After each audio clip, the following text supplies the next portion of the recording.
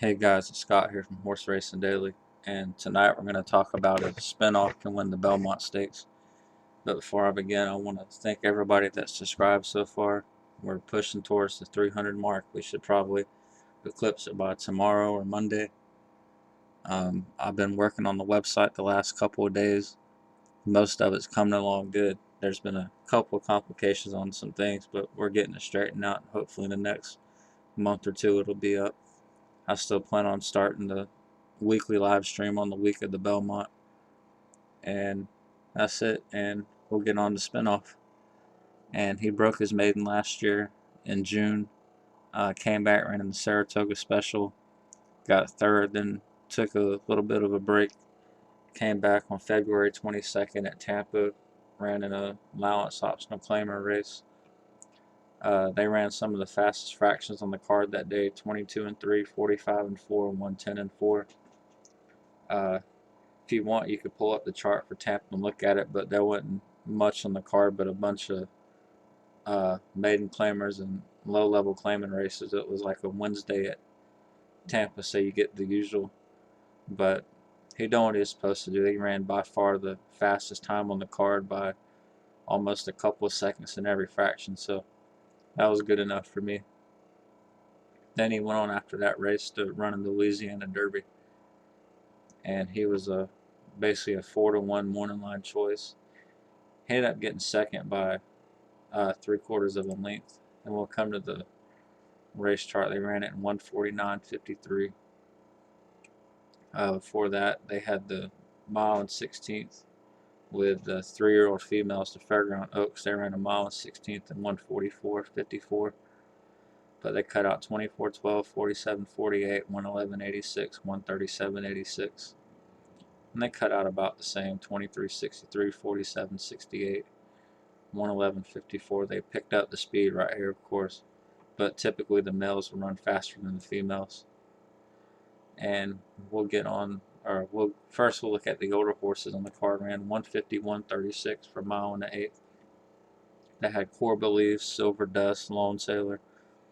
And for those people that believe in speed figures, I want to show you that by my standards, he ran 1:49, just under 1:50, got a 96 for his Louisiana Derby. On the same card, Core Beliefs got a 1:09 and ran near about 2 seconds slower than the New Orleans handicap. So how they came up with that's beyond me, but keep that in mind if you're the one that likes to go by the past performances at the track and handicap off the speed figures, that they can be misleading. So anyways, we'll get on with the Louisiana Derby, and he's the number 10 horse. He's going to have a pretty good break. He gets bumped around just a touch, not enough to really cause any issues. This race had War Will in it. He took that little bad stumble at the break.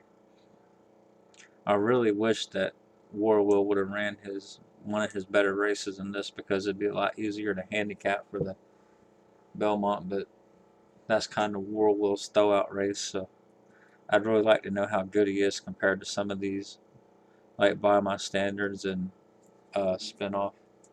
And Country House came out of that race too and was the Kentucky Derby winner by disqualification, but still got second without it. So it was a quality race for the Louisiana Derby, and they cut out 23:63 for the fractions. They wasn't flying. It was a good solid pace.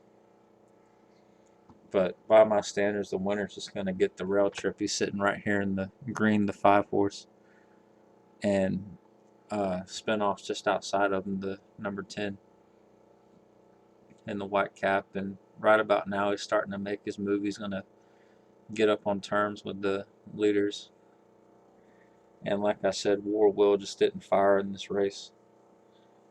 And by my standards, just going to sit a patient trip and pretty much come up the route. Looks like right here Spinoff is going to pretty much have this race, or it looked like it to me when I was watching it live.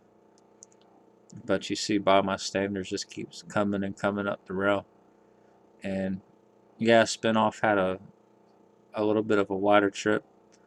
I don't think it made that much of a difference. I mean, it probably made a difference between him losing by a length and winning by a length, but not enough to think that he's really superior to the whole field. If he was a superior horse, he would have won that field with that kind of trip. So then we'll get on in the Kentucky Derby, and he's the number 19 horse. He's the third from the gate over here, and they're gonna break, and he's in the white cap, and he's gonna end up kind of getting on the outside, sitting about 5 wide. He doesn't really encounter too much trouble. On the far turn, he'll get bumped, but given how Kentucky Derbies go, he got a pretty good trip. There's always bumping around on it, which next year after this qualification, nobody will probably bump anybody. But there he is right here in the white cap, sitting about 3, maybe 4 wide. And I use the head-on replay because it's easier to track the horse. On the NBC replay, you kind of sometimes lose track of the horse when they start rounding the turns, especially the ones further from the back of the pack. But with the head-on, you can keep track of the trip better. But you see he's right here. He's a far outside. And in this race, they run that fast open a quarter and 22 and change, and they sew it down to 46 and change for the half, and then run 112.5 for the 3/4. So I didn't think none of these horses had much of a chance anyways to beat Maximum Security the non-disqualification way, given the fractions that he set. But Spinoff's just not going to do a whole lot of running in this race. He's already starting to fall towards the back of the pack slowly. Some of the closers are coming. You got Game Winner and the black cap and the pink on the outside, and Spinoff's right beside him, but he's going the opposite direction. And for whatever reason, he just doesn't do anything that day. I don't know if he didn't like the track, doesn't like a muddy track, or wasn't feeling good that day. I'm sure horses are like humans. They don't really have their best days. So I'll chalk it up to that. I don't think he's as bad as what he put out in the Kentucky Derby. But I don't know if he can beat War Will, because War Will didn't run in the Louisiana Derby. So it makes for an interesting handicapping puzzle for the Belmont. And from what I can tell so far, Mark Caskey's never had a Belmont Stakes runner. I looked all the way back to 2013 and didn't see one.